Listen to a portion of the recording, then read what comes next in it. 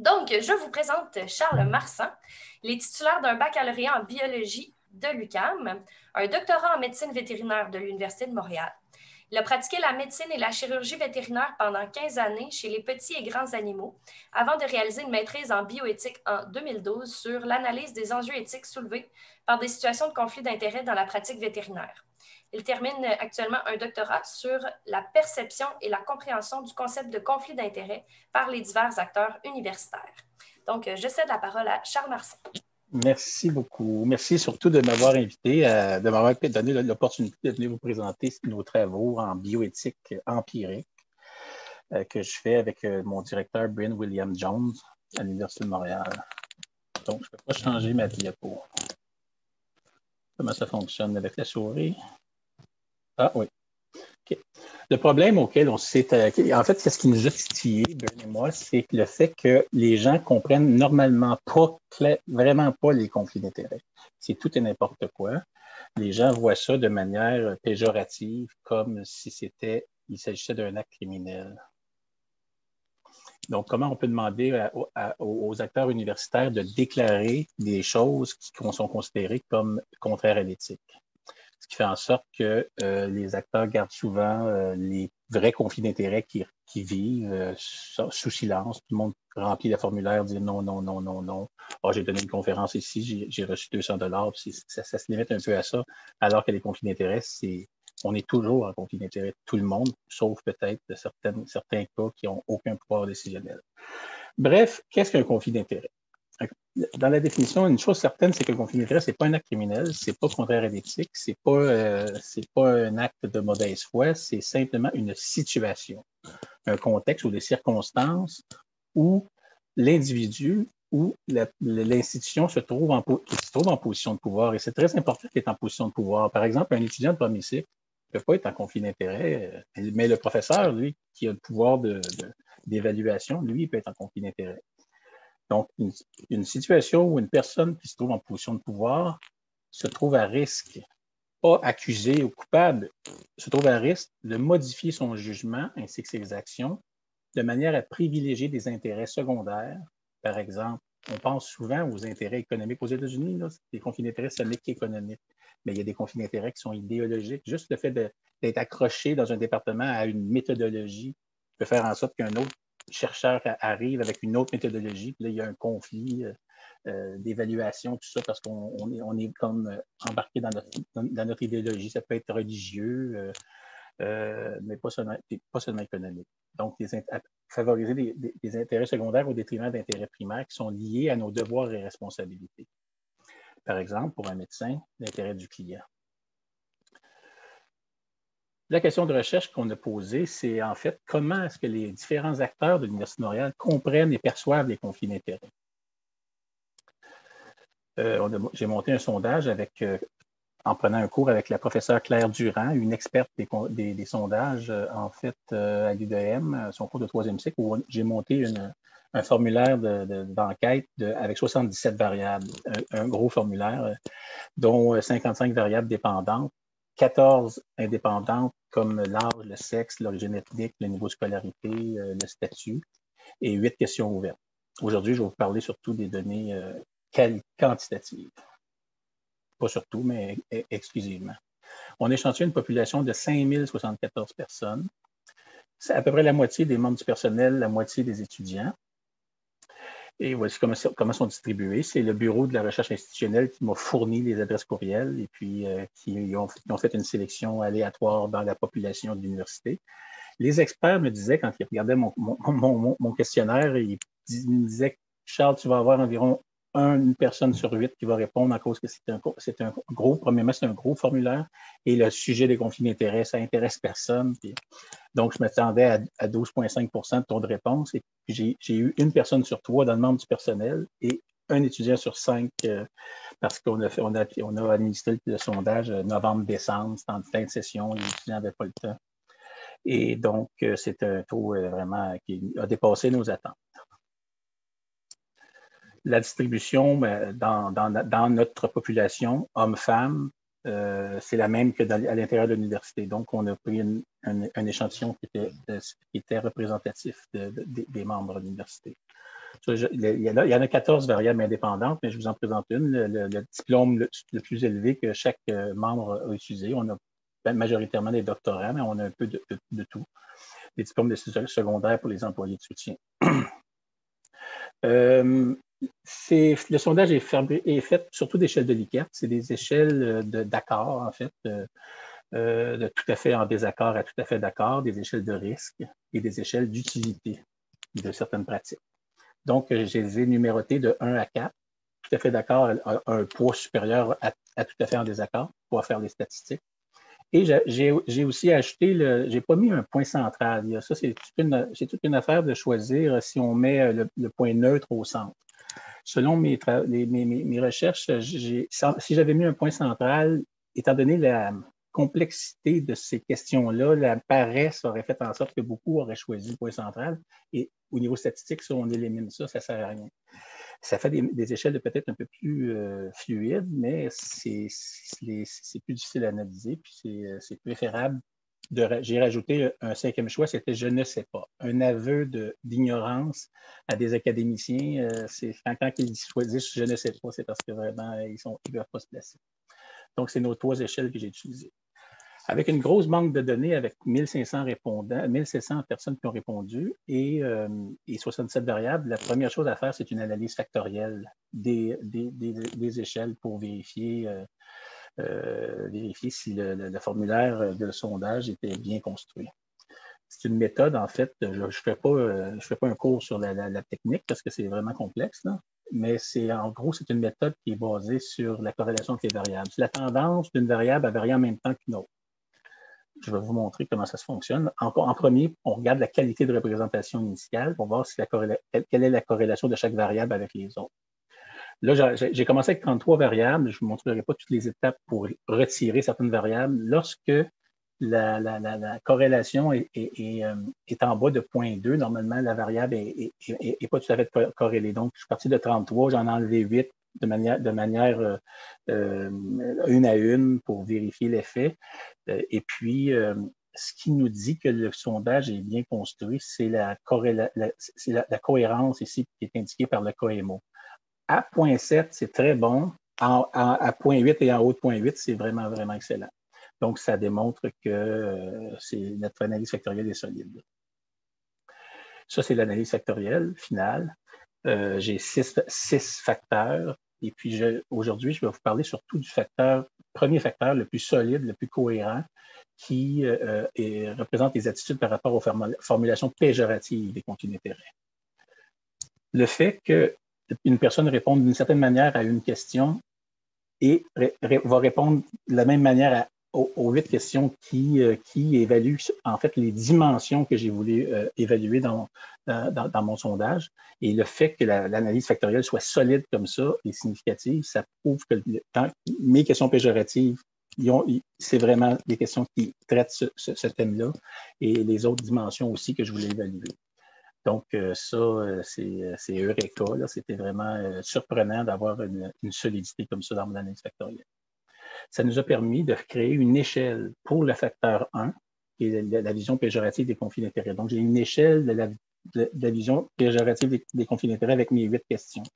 À gauche, ceux qui sont proches de 1, c'est ceux qui ont vraiment tout compris. C'est ceux qui comprennent que les conflits d'intérêts, ce n'est pas un acte criminel, ce n'est qu'une situation à risque d'altérer notre jugement. Et à droite, c'est les gens qui n'ont absolument rien compris dans les conflits d'intérêts. Et c'est très fréquent. Puis c'était notre hypothèse. On s'en doutait que les conflits d'intérêts, c'était tout et n'importe quoi. Et puis là, on en a la preuve. Là, cette échelle-là, on va le réutiliser tantôt dans les comparaisons d'échelles. Je vais vous présenter quelques questions péjoratives comme exemple. La réponse attendue, comme disait hier Dr. Papp, la bonne réponse qu'on s'attendait des participants, c'est d'être tout à fait en désaccord avec les 8 questions péjoratives. Un exemple, un conflit d'intérêt est une forme de corruption. Un conflit d'intérêt, c'est une situation à risque d'altérer notre jugement. Ça n'a aucun rapport avec la corruption. Mais à l'Université de Montréal, la majorité des gens étaient d'accord ou plutôt tout à fait d'accord avec cette formulation-là. Très peu disaient « je ne sais pas ». Donc, c'est sûr que la bonne réponse, il aurait fallu que les 1500 personnes répondent tout à fait en désaccord, mais ça nous démontre qu'il y a vraiment on a vraiment un problème de compréhension. Un conflit d'intérêt est une fraude envers la société. ça aussi, tout le monde devrait être en désaccord. Mais là, la majorité des membres de l'Université de Montréal sont d'accord avec cette formulation-là. Tout conflit d'intérêt est contraire à l'éthique. C'est carrément faux, mais la majorité des gens de l'Université de Montréal sont d'accord que les conflits d'intérêt sont contraires à l'éthique. Il faudrait généralement punir ceux et celles qui se trouvent en conflit d'intérêt. Encore là, les je ne sais pas sont plus élevés, mais il y a un degré d'accord quand même surprenamment élevé parce que, en fait, le professeur qui dirige son propre étudiant de doctorat est en conflit d'intérêt. Il faut soit être trop dur avec lui parce que c'est son étudiant, ou comme Brian, il est plus sévère avec ses étudiants qu'avec les autres, ou de l'être moins parce que c'est son étudiant, puis il veut avoir une moyenne de A+, puis avoir des subventions et tout ça. Donc, ça veut dire quoi? Le petit bruit? 5 minutes? Non? OK, c'est beau. L'hypothèse qu'on a présentée, c'est que les variables indépendantes comme l'âge, le statut, l'origine ethnique, le niveau de scolarité, le sexe, n'influencent en rien la manière de percevoir et de comprendre les conflits d'intérêts. Donc, ce qu'on cherche, c'est de rejeter notre hypothèse nulle où il n'y a pas de différence. Il y a 3 tests qu'on a appliqués. Je ne présenterai pas toutes les possibilités parce que juste le test de T, c'est une comparaison entre 2 groupes. Par exemple, hommes-femmes. L'ANOVA a un facteur, c'est lorsqu'il y a plus que 2 catégories. Par exemple, le niveau de scolarité. Et les corrélations bivariées, c'est de comparer des échelles, comme mon échelle tantôt de la vision péjorative avec n'importe quelle autre question. Donc, les possibilités d'analyse avec 77 variables, c'est des milliers de possibilités. Donc, il y a beaucoup d'analyses statistiques à faire dans ça. Je vais vous présenter quelques résultats parce que ça me prendrait 2 journées à vous toutes les présenter. Si vous m'invitez à l'Université Laval, je pourrais peut-être faire un 3 heures pour présenter toute l'ampleur du projet. Première, une autre question, le risque de se trouver en conflit d'intérêt est lié à l'importance de nos responsabilités. Il devrait y avoir un accord total.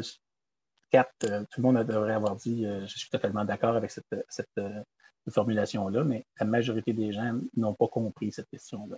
Pas la majorité, oui, juste peut-être pas la majorité, oui, c'est la majorité. Une moyenne de 2,46, donc à 2,5, c'est la moitié d'un bord, la moitié de l'autre. Donc, quand on regarde la comparaison entre les hommes et les femmes, ça m'a surpris, c'est très significatif à 0,005.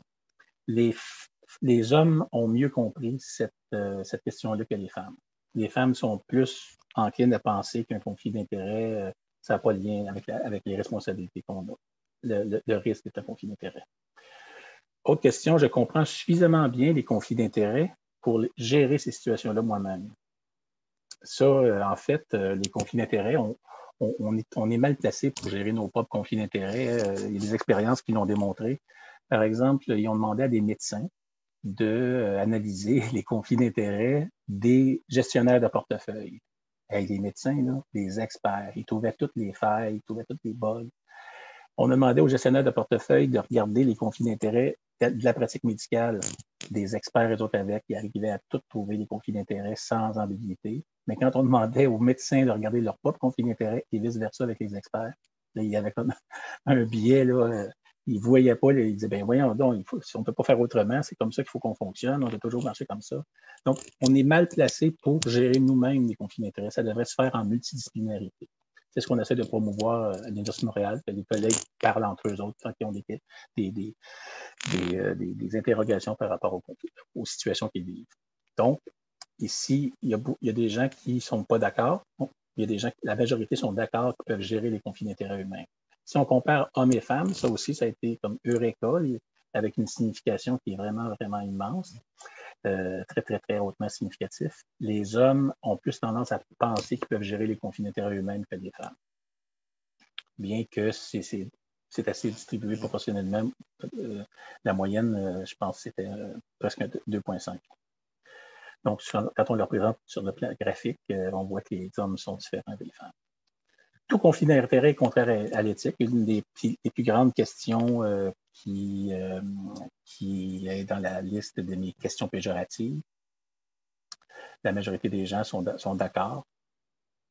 Encore ici, les femmes ont plus tendance à voir les conflits d'intérêt comme étant contraires à l'éthique que les hommes, avec une signification de 0,015. Ça ici, ça a été comme un rejet de notre hypothèse nulle parce que je n'aurais pas pensé qu'il y aurait eu des différences hommes-femmes par rapport à des questions. Là, je vous présente juste quelques résultats pour vous montrer un peu les tests qu'on a utilisés, mais ça, cet exercice-là, on peut le faire avec 150 différentes possibilités dans les 77 variables. L'ANOVA a un facteur. Ça, c'était la même chose que le test de T, sauf que c'est avec plus que 2 catégories, avec 2 et plus. Quand, par exemple, le niveau de scolarité, les gens qui ont des diplômes préuniversitaires, les gens qui ont des diplômes de premier cycle, mes étudiants de médecine, parce que j'ai eu, comme je n'ai pas pris le temps tantôt de vous le dire, mais j'avais comme des étudiants, 1000 étudiants de premier cycle, 1000 des cycles supérieurs et 584 ou 485 étudiants qui étaient en résidence en dernière année de médecine. Et puis, c'est le bureau de la recherche institutionnelle qui m'a proposé de me donner. Moi, je n'aurais pas pensé que j'aurais pu avoir cet échantillon-là, mais ils me l'ont donné. Donc, je peux comparer cette catégorie de membres-là. Puis, on a l'hypothèse qu'eux, étant donné qu'ils sont dans le domaine médical, ont plus une capacité de bien comprendre les conflits d'intérêts parce que les conflits d'intérêts, c'est souvent lié aux pharmaceutiques et à tous les enjeux. Toute la recherche, en tout cas, s'est développée beaucoup avec cette catégorie de gens-là. Donc, quand on les compare, ici, nos étudiants de maîtrise, et ici, PhD et postdoc. Donc, c'est à peu près 300 personnes par groupe. On les compare. Là, pour une question, il y a vraiment une grosse différence. C'est un enseignant qui oblige ses étudiants à acheter son propre livre. Ça, il y a tout un débat autour de ça. Les professeurs qui vendent leurs propres livres, eux autres, ils ne voient pas de conflit d'intérêt là, mais en général, ici, on voit qu'à l'Université de Montréal, la majorité des gens voient qu'il y a un risque assez élevé de conflit d'intérêt dans cette situation-là. OK. Quand on regarde le tableau, on voit que nos étudiants de doctorat de premier cycle, on voit qu'il y en a 0 qui ont dit inexistant. Mais quand on fait l'analyse, on voit qu'il y a vraiment une différence très hautement significative intergroupe en fonction du niveau de scolarité. Mais on ne sait pas encore lequel. C'est l'analyse qui nous le fait. Ça nous présente un tableau. Et on voit ici que c'est très hautement significatif entre les étudiants qui ont un doctorat de premier cycle, donc les médecins, chez vétérinaires, il y en avait quelques-uns, et les préuniversitaires, les premiers cycles, les deuxièmes cycles. Pas différents, mais encore pas mal différents. Ils sont vraiment une classe à part. Si on les présente au niveau graphique, les étudiants de médecine comprennent mieux. Puis c'est pas juste ça, c'est un exemple, mais on a vu ça à plusieurs autres endroits que leur niveau de compréhension du concept de conflit d'intérêt est le plus haut des catégories de membres qu'on a échantillonnés. La corrélation bivariée, les comparaisons d'échelles, autres tests statistiques. Dans les premières questions du sondage, on leur demandait, selon vous, quel est votre degré de compréhension de la notion de conflit d'intérêt? Ça s'est distribué de façon naturelle avec une moyenne de 7 environ. Et certains se sont mis à 10 sur 10 pour comprendre, mais on va y revenir. L'autre question, c'est quelle est l'utilité d'exiger la déclaration annuelle des intérêts aux membres de l'Université de Montréal? Si on compare ces deux échelles-là, on voit qu'il y a une différence significative entre les deux. Il y a une corrélation au niveau de 0.01 des deux côtés. Donc, plus les personnes s'auto-évaluent compétentes à comprendre les conflits d'intérêts, plus ils vont être d'accord que la déclaration annuelle des conflits d'intérêts est utile, voire indispensable. Tout conflit d'intérêt est contraire à l'éthique. Par contre, ça, c'est une des grosses questions péjoratives où la majorité sont d'accord. Là, il y a encore un degré d'accord. Les gens qui considèrent que la déclaration annuelle est indispensable, ce sont des gens qui croient aussi que le conflit d'intérêt, c'est contraire à l'éthique. Donc, c'est pas parce que... Puis, quand on fait la corrélation aussi avec l'échelle de notre auto-évaluation, les gens qui ont la vision la plus péjorative des conflits d'intérêt, ce sont ceux qui se sont évalués 10 sur 10 de la compréhension. C'est pas parce qu'on pense qu'on considère, qu'on comprend bien les conflits d'intérêt qu'on les comprend bien. Au contraire, c'est ceux qui comprennent le moins bien. Un autre intéressant, c'est avec le groupe Dow. Ça aussi, ça a été Eureka parce qu'on ne s'attendait pas qu'il y ait une corrélation entre ces deux échelles-là. Parfait. Ça tombe pile. L'échelle de la vision péjorative, en fonction du groupe d'âge, il y a une corrélation significative entre les deux. Et là, ça c'est notre échelle de tantôt, les différents groupes d'âge, je les ai mis par groupe de 5 années, puis ça c'est surprenant, les jeunes ont une vision moins péjorative des conflits d'intérêts que les plus vieux. Entre 20 et 40 ans, c'est direct. Donc, ça c'est surprenant. Pourquoi je n'explique pas les résultats. Là, nous autres, on fait juste faire une description de ce qu'on voit, mais c'est intéressant. Peut-être que les jeunes, c'est un bon. C'est intéressant parce que dans l'avenir, peut-être qu'on va avoir moins de problèmes avec la compréhension des conflits d'intérêts qu'avec les personnes plus âgées. En conclusion, le concept de conflit d'intérêts n'est pas bien compris, même à l'intérieur d'un cadre universitaire, peu importe les variables indépendantes. Il y a des petites différences hommes-femmes qu'on a vu tantôt, mais c'est pas quelque chose qui est flagrant. Là. Il y a vraiment une incompréhension générale, puis c'est pas lié au fait d'avoir un haut diplôme. C'est un peu tout le monde. Même puis les étudiants de premier cycle ont l'air d'avoir mieux compris le problème des conflits d'intérêts que les gens qui sont professeurs titulaires à l'université. Une grande proportion de gens ont une vision péjorative des conflits d'intérêts. Donc, ça nous a permis de créer une échelle de mesure. On pourrait juste distribuer ces 8 questions-là et à partir des résultats, on pourrait placer, dire, la personne a vraiment besoin de formation ou elle a vraiment très bien compris le concept. Et puis, c'est évident que les acteurs universitaires ont besoin de formation sur les conflits d'intérêts, les chercheurs et tout ça. Et si vous voulez de l'information, Bryn et moi, on a créé avec Elise Smith un site web. On a travaillé pour le rectorat de l'université. Vous pouvez aller voir ce lien-là. C'est une ressource vraiment très exhaustive sur des conflits d'intérêts et avec beaucoup d'exemples dans le cadre de l'université pour aider les membres, surtout les profs et les chercheurs, à déclarer leurs intérêts. C'est un peu ce que la théorie que je vous ai présentée se retrouve dans ce site-là. Alors, merci beaucoup. Je remercie mon directeur, professeur Claire Durand, avec qui j'ai collaboré énormément. Le bureau de la recherche institutionnelle qui m'ont reçu là, vraiment comme un roi, qui m'ont aidé à améliorer mon sondage. Puis même à certaines questions, ils disaient ça, posez-la après, parce que ici, moi, finalement, ils m'ont vraiment bien conseillé, même si j'avais passé 24 pré-tests avec 24 personnes, ils m'ont vraiment aidé. Et le service de statistique